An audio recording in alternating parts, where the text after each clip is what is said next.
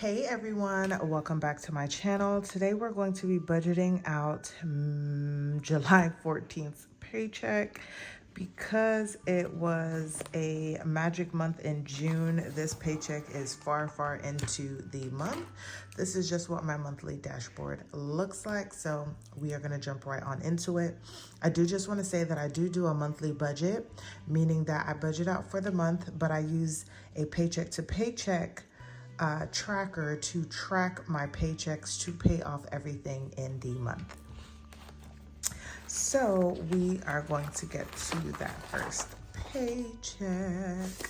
All right, so we are going to be looking at income. So let me explain a few things. So I said this paycheck is going to be for the 14th. Now, I do just want to show something really quickly so you guys can kind of see just like my process.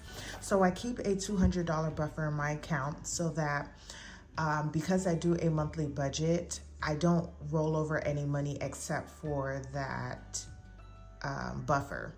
So all of the money that I receive in a month goes towards bills, savings, debt, all of that stuff for that month. So for July, I don't get my first paycheck until the 14th, but I still need to make sure that all of these bills are covered. So that's where my buffer comes in.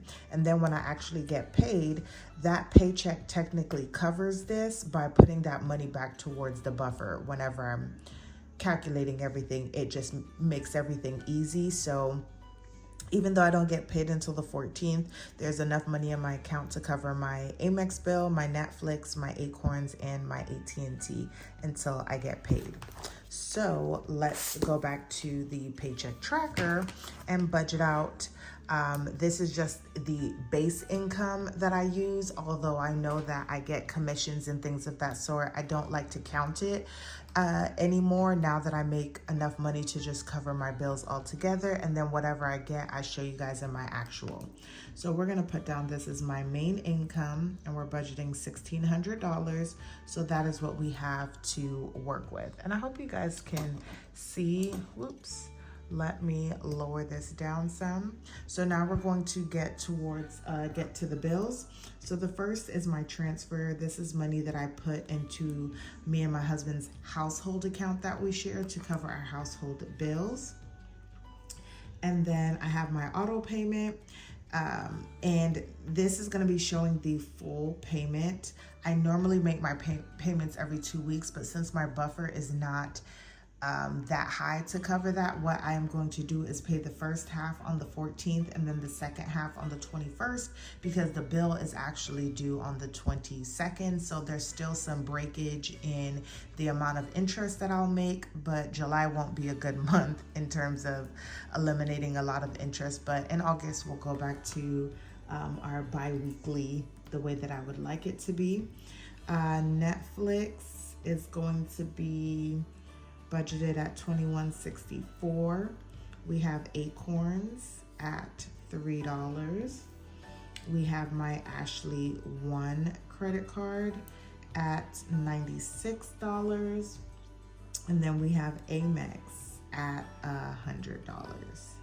So all of that, I did do the calculations already, you guys, but I'll do it with you again just to make sure I have the numbers right. But 600 plus 626 plus 2164 plus 3 plus 96 plus 100 equals 1446.64. So 1446.64. And that leaves me with $153.36 that we are going to roll over to my cashless cash envelopes. The way that my cashless cash envelopes work is I use a credit card to purchase everything. Because of the way that I get paid, especially now bi-weekly, I currently don't have like a full month worth of savings to start my cashless cash envelope so that I have the money at the beginning of the month, because I don't do a bi-weekly kind of rollover. I'm using it, like I said, for the month.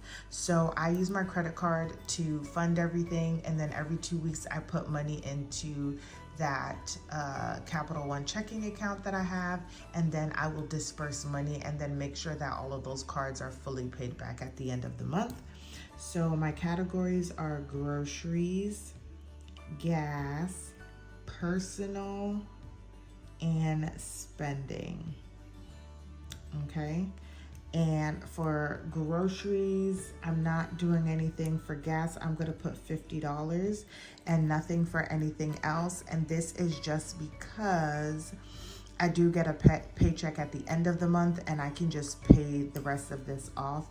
But I'm putting $50 towards gas because my Capital One Quicksilver card, that is when like the statement closes, and so I just want to make sure there's at least some money that goes towards that card. So that is $50, and that leaves us with $103.36 that we will roll over to our cashless sinking funds. For my cashless sinking funds, for my personal sinking funds, we have car insurance, we have car maintenance, we have husband, we have PTO, we have miscellaneous, and we have future save. And I am budgeting $20 to go towards this. So we're gonna do 103 minus 20, which leaves me at 83.36. We'll roll that down to extra debt, but I don't plan to put anything for extra debt for this check. So that still leaves us with 83.36. Next is going to be extra savings. So that is if I do anything for savings challenges. I'm also doing the zero out separately because I'm not really counting it. We'll just see what the difference is at the end of the month, end of the year. And then I also have acorns in case any money comes out to be put directly back into my investment account. And what I mean by that is I have my acorns account and it is linked to my Capital One Quicksilver card. So every time I spend money, they will round up the change. Once the change gets over $5, then that money is then taken out of my main checking account and reinvested. Well, I guess I shouldn't say reinvested, but just invested. So for savings challenges, I am going to put $20 towards savings challenges, and then we'll budget 36 cents for the zero out and nothing for acorns. So that brings us to $20.36. And this will then bring us to $63 even. And this is the money that I'll roll over to the next paycheck.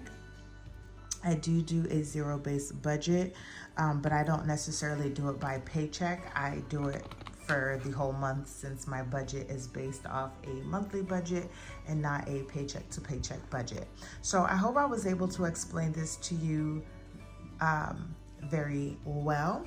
If you guys like this video, don't forget to like, comment, and subscribe, and share with your friends and family, and I will see you guys in the next one.